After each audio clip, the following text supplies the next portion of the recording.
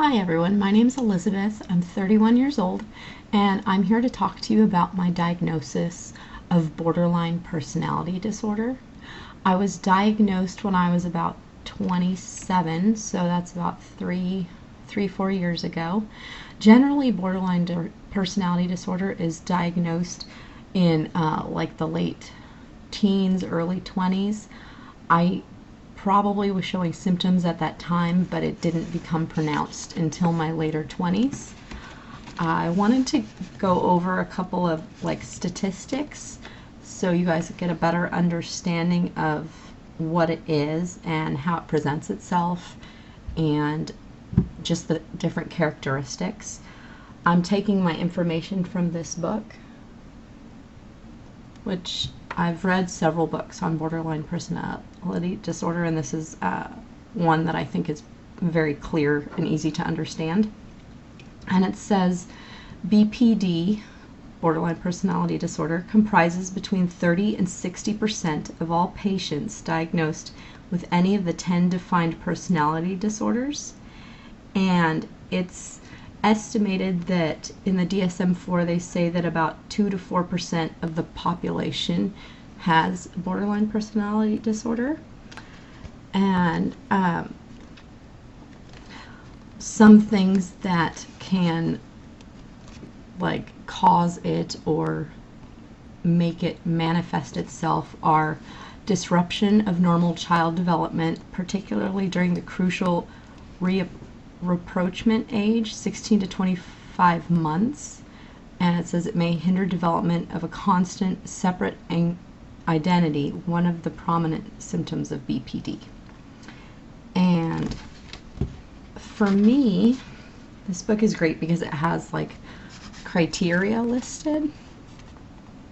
So I'm going to go through kind of and explain how it affects me personally. Everyone is different, but you have to have a certain number of these characteristics to be considered borderline personality disorder. So one of the things that I struggle with is a pattern of unstable and intense interpersonal relationships characterized by alternating between extremes of idolization and devaluation. With my friendships, if I feel like I'm being treated unfairly or something like that, it's kind of very black and white in my mind. So that can kind of make me kind of love or hate. It's kind of a love-hate relationship with friends sometimes, which is difficult for them. It's difficult for me to deal with because it's just my feelings.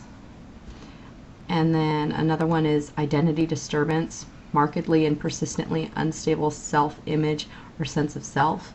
And I actually can kind of recall this growing up, having this issue. I often wanted to dress like my friends and to more of an extreme than my other friends did, you know, get the same clothes or wear the same necklace or do the same activities. And I don't think I ever really felt like I was able to stand on my own, kind of. And another characteristic I have is impulsivity, and it says impulsivity in at least 2 areas that are potentially self-damaging. And the examples would be like spending money, sex, substance abuse, reckless driving, binge eating. And I'm definitely impulsive when it comes to money, and kind of like when I want to do something, I want to do it right then. If an idea comes into my head, it's like I can't get it out of my head until I, you know, if I want to go get ice cream or whatever, I cannot get it out of my head until I do it. And it actually will cause anxiety if the activity is not done. So another one is recurrent suicidal behavior, gestures or threats, or self-mutilating behavior. For about 11 years, I've had issues with self-injury. Thankfully, I've been self-injury free for about 8 months, so that's pretty good. It was definitely an issue through undergraduate and also through graduate school. So affective mood instability and marked reactivity to environmental situations, intense episodic depression, irritability, which I get, or anxiety usually lasting a few hours and rarely more than a few days. And that's another thing with BPD. It's unlike bipolar where it can last for weeks or months at a time. It's very up and down, very frequent. And chronic feelings of emptiness, I get that occasionally. Like, I feel like I need to find things like, what's my purpose kind of thing, and then I'll latch on to something and go from one thing to the next. Inappropriate, intense anger or difficulty controlling anger. I definitely have that. I try not to express it. I think at home I'm more likely to express it than, out in public or with friends or things like that. But there's been times, when I've just wanted to like throw things and things like that because it's so incredibly intense. You can just feel it building up, or I can feel it building up inside myself. And I think that was it. Those were the ones that really resonated with me.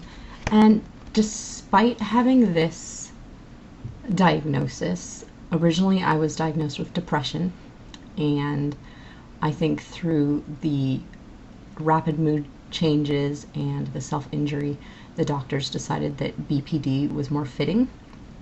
Despite that, I have a psychology degree from a 4-year university.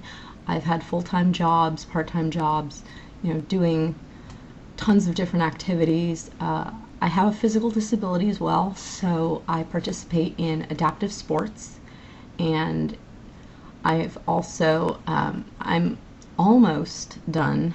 I'm taking a little break right now, but I'm almost done with my master's degree as a child life specialist. So I've done quite a lot considering the fact that I've had so many hurdles to go through and things like that. And I just think that it's really important that those of us that deal with mental illness find others that can relate to us, and we can relate to them, and we can share our experiences and just really be a support system to one another. I think that's so incredibly important, to have a support system of people that you trust and people that are understanding, people that empathize and will be like, okay, I totally understand where you're coming from. I understand what you're going through. I've had those same feelings. So that's definitely something I see as incredibly crucial. So that is my experience having BPD. If anyone has any other questions, I would be glad to answer them. Thanks so much, guys. Bye.